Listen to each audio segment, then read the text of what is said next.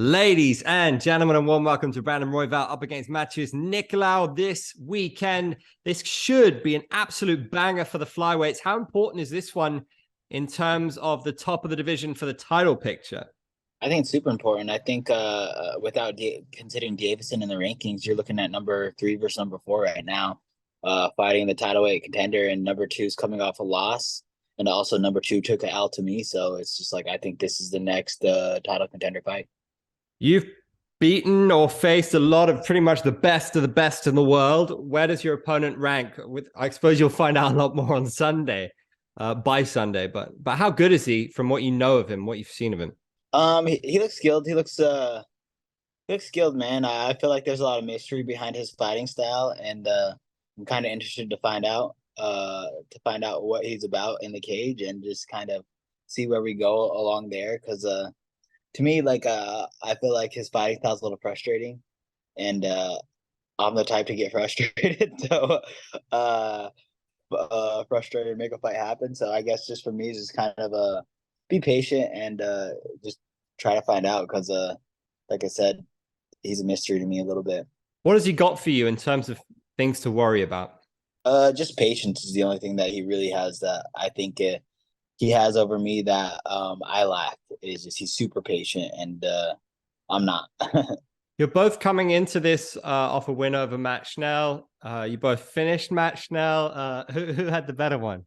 I would say he had the better one because he knocked out Matt Schnell, but I also beat Matt Schnell in like 2 minutes. So who knows? I think our fight was better, but I think what he did in there was more one-sided. But I didn't run around the cage the whole entire time. When you think about Pantoja and Moreno, do you think it's destiny that you're going to fight either one of them again? Like, what do you must do a lot of envisioning in your game. Do you see yourself in there beating them? Yeah, every goddamn day of my life. That's all I think about, honestly, is just beating all these guys, honestly. And yeah, I think Pantoja and Moreno definitely have like they're top of the division right now. So it's like I definitely want to see myself fighting them soon, and that's something I want to make happen. Who's better out of those two guys? I think time and time again, I think Pantoja's proved he's better. So I don't know if he's still better. I feel like Moreno's still making these big improvements, and I think Pantoja's only had one fight in like 2 years. So it's like there's a little bit of a mystery behind him too right now. So it's like, what has he been working on? Has he improved vastly? And what's been happening in that like year and a half, 2 year layoff? You saw what happened to Muhammad Mokaev. What did you make of that? Is he the guy who's going to shake things up the next couple of years, or is he going to be the same again after what happened? What happened to Mokaev? He was caught in a ridiculous like submission and didn't tap. Did you see that? Oh yeah, no, I did see that. Then the question is if he's gonna improve after that. No. I'm Is, sure is he's he gonna is he improve. is he good enough to be like mixing it up with the top five with you guys? Is he like the new generation that's going to be challenging, or do you think he's going to be the same after what happened? I feel like he's 21 years old or something like that, right? Or 20 something like that. He's gonna improve. He's gonna improve, and I think he's gonna make vast improvements for sure. I think he's biting off more than he can chew by calling me out for sure. Um, I feel like in his last few fights is that it's just kind of proved that I'm like, oh, he definitely needs to grow. You know, there's definitely a lot of room for growth, and I feel like he's getting pushed really hard, which is cool. But that being said, is I don't know. I feel like he's been going against not that big opponents, and he's struggling. And it was cool to see him like he almost got his knee tore off, and then overcame and won and stuff. That guy kind of had that like last two raw with that knee, but I feel like if he didn't get that finish, he would have lost that fight. I thought he lost the second and third round, and again, same thing with the what is that, Malcolm Gordon? Malcolm Gordon. Yeah, I thought he could have lost that fight too if he didn't get a finish. It was two close fights against, his last opponent was pretty good, but I don't think Malcolm Gordon really is necessarily top of the division right now. If the UFC told you you're fighting him next, would you push back against that? Do you think he's got to earn it a little bit more to get up with you? What is his rankings? He's number 12. Yeah, no, I wouldn't fight him. Number 12. if I win this fight, there's no reason for me to fight. I'm going for a title contender fight. Like, there's no reason to go step back just because some kid talks, you know? And yeah. You get a spectacular knockout this weekend. You get your hand raised. What's your preferred? Who are you standing across from if you have it your way next? I would be standing across from Pantoja. That would be ideal. Do you think that's got fight of the year written on it, given how much you've improved and how good he is? Yeah, for sure. I thought him and I deserved fight of the night me and him fought. But that being said, I want to make a statement on him. I don't want fight of the year. I don't want fight of the nights. I don't want any of that. I just want to go out there and make a statement, get in and get out of there, and show that I've improved. I've improved drastically in these last few years. Bonus would be nice though. How much? A bonus would be nice.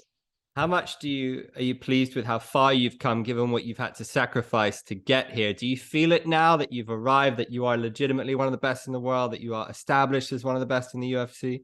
I still convince myself every day that I'm one of those, and I convince myself every day that I'm in the UFC and that my life has changed a little bit. So I'm not really used to it, man. I'm not really used to it. And then when I think about it, or like when I'm here, I'm like, damn, I can't believe that I'm here to fight. And not only am I fighting, but I'm fighting another top 5 opponent in the UFC. And it's crazy, but it's cool. It's really cool. And I'm honored, but at the same time, it just sometimes freaks me out a little bit.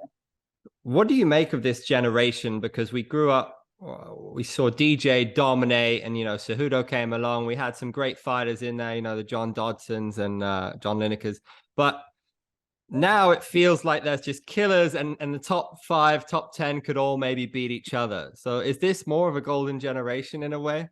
Yeah, it's kind of weird because it's like I still put all those fighters on such big pedestals that it's like I'm like, do we even compare to these guys? But that being said, is I think this is the most exciting the flyweight division has ever been, and I do feel like the title shot's up for grabs right now. And I feel like no, not just disrespect for Moreno or anything, but it's just like I feel like he's very beatable, and I feel like there's a lot of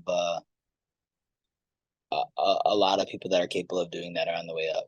Do you think DJ would still be the king right now if he was still fighting in the UFC? Absolutely. I feel like I feel like he'd be the king of the 35 and the 25 division who's fighting the UFC.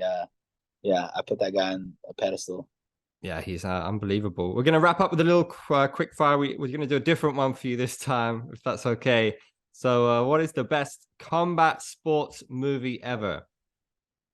Enter the Dragon, Bruce Lee. What's your favorite drink? My favorite drink? Oh, that's a good question. I feel like I like blue Gatorade or something like that. Like a glacier Gatorade's my favorite. What's your favorite TV show right now? Oh, my favorite TV show. Damn, that's a good question. I'll stick to the same thing always. Is just Sopranos and South Park. What's the silliest thing you've ever said to the opposite sex? The silliest ever thing. I love you. No, I'm just kidding. I don't know. Dang, I've said probably a lot of dumb stuff.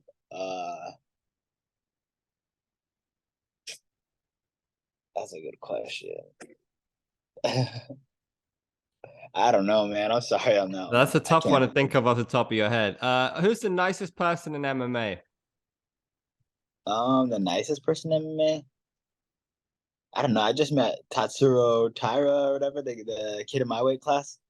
Oh, what's funny is the kid, the Mokaev kid, and the Tatsuro. Yeah, they're like the same age, but like complete opposites. That kid's like the nicest kid I've ever met my whole entire life. I met him in Colorado, and he was like so nice, so humble, and just so cool. And he's just young, and yeah, it'd be interesting to see Mokaev go against him. I bet you that Tatsuro kid would whoop his ass. How good is he? Because he tore it up in Japan. I was a champion at like 20 years old or something. Is he the real deal? Yeah, he's good, man. It'll be cool to watch his career develop through the years, and hopefully see him get a title shot and be a champion. That'd be really cool. If you could be any comic book character, who would it be? Ooh, I always loved Gambit. I was a huge Gambit fan from X-Men. That would be me. Yeah, me too, mate. Great choice. Who's the most famous person on your phone? The most famous person on my phone? Damn, James Krause. James Krause is probably the most famous person I know. I don't know. I think that's probably the most famous person that I know. What's the most important item in your fridge and why? The most important item in the fridge. That's I hardly have anything in my fridge. I would say like the seltzer water. I love that. Like I always drink seltzer water, like cherry limeade or whatever. Oh, it's so bomb. Who would make the best wingman in the UFC? The best wingman in the UFC.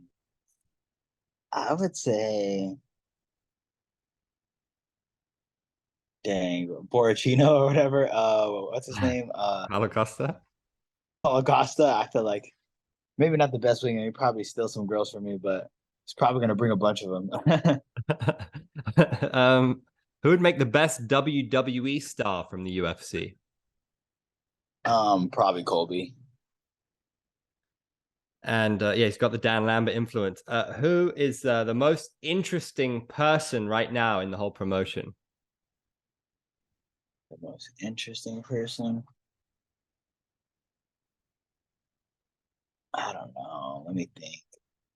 I feel like I'm very curious about Alex Pereira, but I don't know if that makes him the most interesting. I feel like he's just a killer, you know. So I have like a lot of questions and like I just want to know more about him. But interesting, I'd say Izzy's probably super interesting. I don't know, just seems cool and out there.